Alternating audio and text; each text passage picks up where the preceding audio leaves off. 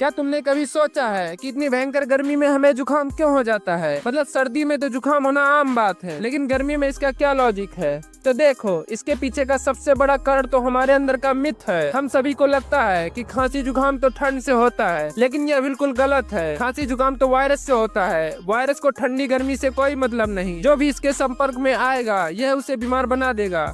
तो दोस्तों, अगर जुकाम से बचना है तो अपना हाइजीन मेंटेन रखो। गर्मी में धूल और पसीने से वायरस आसानी से फैलते हैं।